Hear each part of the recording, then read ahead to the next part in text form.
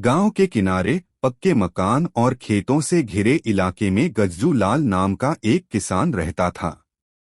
गज्जू अपनी आलसी और थोड़ी लालची आदतों के लिए पूरे गांव में मशहूर था।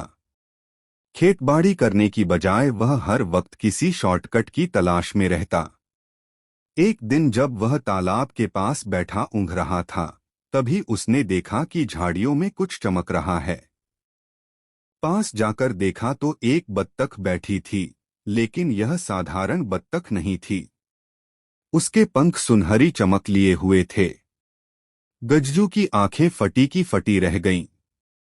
अरे वाह, ये तो सोने की बत्तख है, उसने खुशी से चिल्लाकर कहा। वह बत्तख को पकड़कर अपने घर ले आया। उसकी पत्नी रामप्यारी बोली, अरे पगले, इसे छोड़ दे, कहीं किसी का पालतू होगा। लेकिन गज्जू कहाँ मानने वाला था। अगले ही दिन जब उसने बत्तख को दाना डाला तो उसने अंडा दिया, और वो अंडा सोने का निकला। गज्जू और रामप्यारी दोनों खुशी से उछल पड़े। गांव भर में खबर फैल गई, गज्जू के घर सुनहरी बत्तख आ गई है जो सोने के अंडे देती है। अब गज्जू दिन भर बत्तख के आगे पीछे घूमता। सुबह उठकर सबसे पहले पूछता, कितने अंडे दिए। बत्तख शांत भाव से रोज एक सोने का अंडा देती।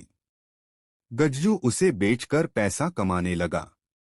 धीरे धीरे उसका घर बन गया, गाड़ी आ गई और खेत में मजदूर काम करने लगे।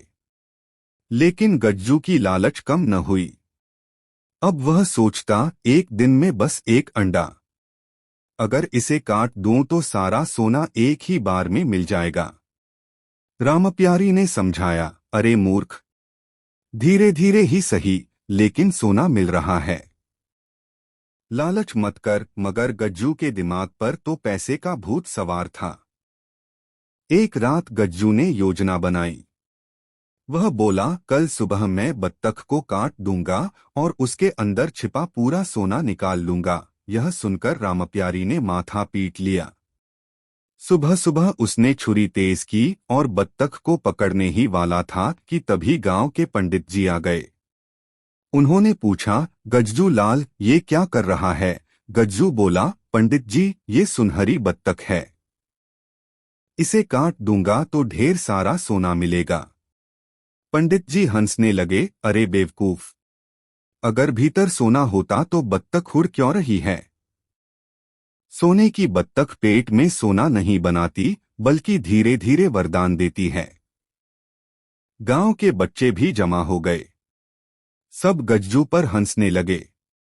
एक बोला, अरे काका, बत्तख को काटोगे तो हड्डियां ही मिलेंगी, सोना नहीं। दूसरा बोला, काका तो लालच में पूरे गांव का जोकर बन गया है।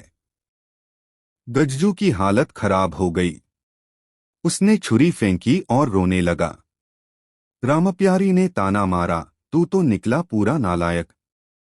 सोचा था अमीर बन जाऊंगा, अब लोग हंस हंस कर तेरा नाम लालची गज्जू रखेंगे। गांव वाले पेट पकड़कर हंसने लगे। बत्तख भी टर्र की आवाज में जैसे हंस रही थी। धीरे धीरे गज्जू की समझ में आया कि लालच में सब कुछ खोया जा सकता है। उसने बत्तख से माफी मांगी और कहा, माँ, अब रोज एक अंडा ही देना, मुझे जल्दी अमीर नहीं बनना, धीरे धीरे ही सही। बत्तख फिर से अंडे देने लगी और गज्जू ने लालच छोड़कर मेहनत करने का संकल्प लिया। गांव के लोग जब भी उसे देखते तो चुटकी लेते, अरे सुनो सुनो, यही है वो आदमी जिसने सोने की बत्तख काटने की कोशिश की थी। और सब हंस पड़ते। सीख, लालच इंसान को मूर्ख बना देता है। धीरे धीरे मिली बरकत ही असली बरकत है। हास्य की नजर से देखें तो लालची इंसान हमेशा सबका मजाक बन जाता है।